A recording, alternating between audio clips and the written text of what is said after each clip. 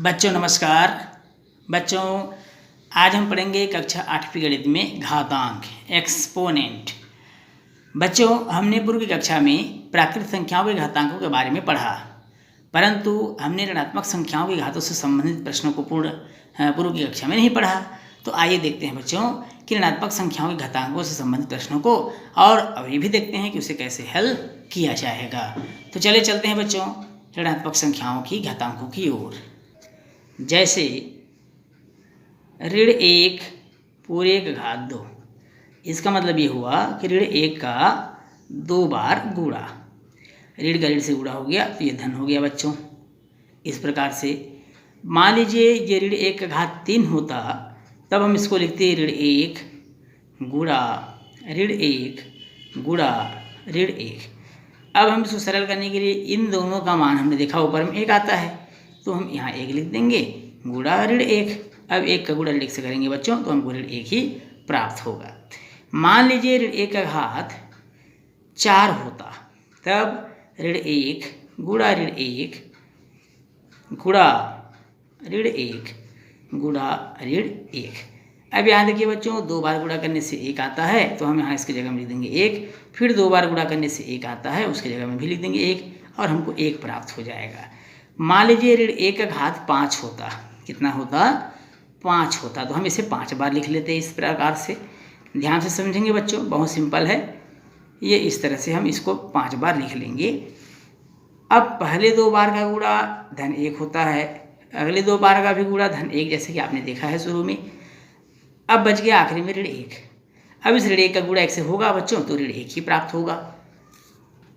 बच्चों इन उदाहरणों में हमने देखा कि ऋण 1 का घात सम संख्या होने पर उसका मान 1, और जब ऋण 1 का घात विषम संख्या हो तो उसका मान ऋण 1 होता है। अर्थात ऋण 1 का घात यदि सम संख्या है, क्या है सम संख्या है, जैसे 2 4 6 8, तो इसका मान धन 1 प्राप्त होता है। जबकि ऋण 1 का घात यदि विषम संख्या हो जाता है, कौन सी संख्या होता है बच्चों विषम संख्या, जैसे 1 3 5 7 9, इस प्रकार, तो वो ऋण 1 होता है। ये हमेशा याद रखेंगे। अब इसी प्रकार जैसे मान लीजिए एग्जाम्पल लेते हैं, मान लीजिए ऋण 1 का घात अगर 25 होता, तब क्या होता है इसका आंसर। अब आप देखेंगे 25 कैसी संख्या है, विषम संख्या है। विषम संख्या होने पर क्या होना चाहिए, ऋण में होना चाहिए, तो इसका आंसर आ जाता ऋण 1। मान लीजिए बच्चों ऋण 1 का घात अगर 50 होता, तब क्या करते, अब 50 को हम देखते ये सम है या विषम है, तो आप देख रहे हैं 50 सम संख्या है, तो इसका आंसर हमको धन 1 प्राप्त हो जाएगा। मान लीजिए ऋण 1 का घात 143 हो, 143। अब आपको पता करना है कि 143 पॉजिटिव है या निगेटिव नंबर। तो पॉजिटिव नंबर है, निगेटिव नंबर है, आप तो देख ही रहे हैं कि भाई पॉजिटिव नंबर है, लेकिन इवन है, आड है, तो आप देखेंगे सम है या विषम है, तो आपको पता चलेगा कि संख्या विषम है, तो विषम है तो इसका आंसर होगा ऋण 1। इसी प्रकार एक और उदाहरण लेते हैं। मान लीजिए ऋण 1 का घात 144 हो जाता बच्चों, तो हम देखते हैं 144 सम है या विषम, तो यहाँ देख रहे हैं 144 सम संख्या है, और जब सम संख्या है इसका मान होगा धनात्मक। तो इस तरह से बड़ी घात अगर हमको मालूम हो तो हमको देखना है कि ऋण 1 का घात सम में है या विषम में है। अगर सम में है तो उसका आंसर सम में अर्थात धन 1 होगा, और विषम संख्या का घात है तो उसका आंसर होगा ऋण 1। अर्थात ऋण 1 का घात सम संख्या हो तो धन 1, ऋण 1 का घात विषम संख्या हो तो आंसर ऋण में ही प्राप्त होगा। अब आइए बच्चों देखते हैं कुछ प्रश्नों को, और प्रश्न है सरल कीजिए।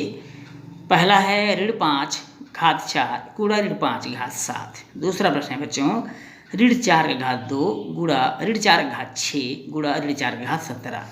तीसरा प्रश्न है बच्चों 12 का घात 5 भागित ऋण 12 का घात 3। अब चलिए देखते हैं इसका हल क्या होना चाहिए।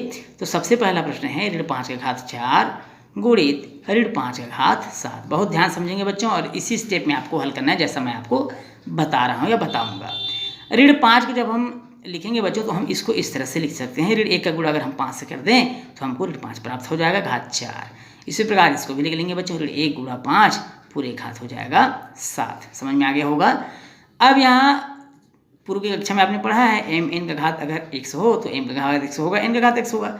तो पूर्व कक्षा में आपने फार्मूला पढ़ा है, इसी फार्मूले से ऋण 1 का भी घात 4 होगा बच्चों, और 5 का भी घात 4 हो जाएगा गुणा। इसी प्रकार ऋण 1 का घात 7 होगा बच्चों, और 5 का घात भी 7 हो जाएगा।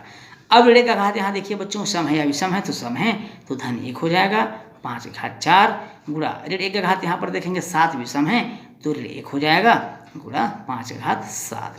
अब गुणा होने से घातांक जुड़ता है। जब पद समान हो तो आप देख रहे होंगे बच्चों ऋण 1 बचा हुआ है और क्या बचा हुआ है 5 की घात 4 और 7 बचा हुआ है, तो 4 और 7 जुड़ जाएगा क्योंकि गुणा होने से घातांक जुड़ता है। पूर्व की कक्षा में आपने पढ़ा है बच्चों। यदि आपने इन नियमों को नहीं पढ़ा है पूर्व कक्षा में आपने या पढ़ा था या भूल गए हैं तो आप हमारे चैनल दिनेश ट्यूटोरियल बिलासपुर में जाइए बच्चों और वहाँ आपको कक्षा 7वीं में घातांक मिल जाएगा जहाँ पूरे रूल्स फार्मूलों के साथ बताया गया है। आप उसको एक बार समझ लीजिएगा। अब देखिए बच्चों 5 घात 4 का 5 घात दिया 4 धन 7 तो 5 घात हो जाएगा 11। चूँकि बाहर भी ऋण लगा हुआ है ऋण 1 है तो ऋण 5 घात 11 हमारा आंसर हो जाएगा। इसी में अगला प्रश्न है बच्चों, दूसरा प्रश्न है ऋण 4 का घात 2 गुणा ऋण 4 घात 6 गुणा ऋण 4 घात 17। हम इसे लिख सकते हैं बच्चों ऋण 1 गुणित 4 पूरे का घात 2 गुणा ऋण 1 गुणित 4 पूरे का घात 6 गुणा ऋण 1 गुणित 4 पूरे का घात 17। अब यहाँ पर देखिए घातांक है बच्चों तो ऋण 1 का भी घात 2 होगा और 4 का भी घात 2 होगा। इसी प्रकार ऋण 1 का भी घात 6 होगा और 4 का भी घात 6 होगा। फिर देखेंगे बच्चों ऋण 1 का भी घात 17 होगा और 4 का भी घात 17 होगा। ऋण 1 का घात सम है इसलिए धन 1 हो जाएगा बच्चों। इसी प्रकार ऋण 1 का घात सम है तो यहाँ भी धन 1 हो जाएगा गुणित 4 घात 6। अब यहाँ ऋण 1 का घात 17 अर्थात विषम है तो ऋण 1 ही होगा गुणित 4 का घात 17। गुणा होने से घातांक जुड़ जाता है बच्चों। यहाँ ऋण 1 बचा हुआ है ऋण 1 गुणित 4 का घात 2 बचा है 4 घात 6 बचा है और 4 घात 17 बचा है। और गुणा होने से जब आधार समान हो तो घातांक क्या हो जाता है बच्चों जुड़ जाता है। तो ये जुड़ गया और हमको मिल गया ऋण 1 गुणित 4 का घात 17 6 23 23 और 2 25 तो 4 घात 25 हो गया बच्चों अर्थात ऋण 4 का घात 25 ये हमारा आंसर हो जाएगा। चलिए बच्चों देखते हैं तीसरा प्रश्न को।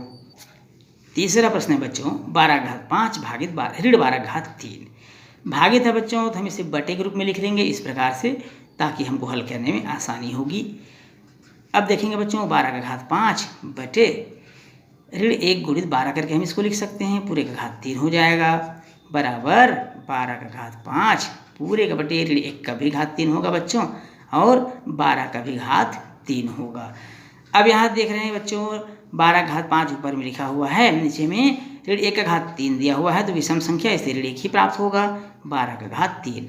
भाग होने से घातांक घट जाता है बच्चों। आपने पूर्व की कक्षा में पढ़ा है 7वीं में पढ़ा है घातांक घट जाता है भाग होने से तो 5 में 3 क्या हो जाएगा बच्चों घट जाएगा और ऋण 1 आपका बचा हुआ है तो ऋण 12 घात 5 ऋण 3 अर्थात ऋण 12 का घात हो जाएगा बच्चों 2 क्या होगा 2 तो ऋण 12 घात 2 ये हमारा क्या हो जाएगा आंसर हो जाएगा।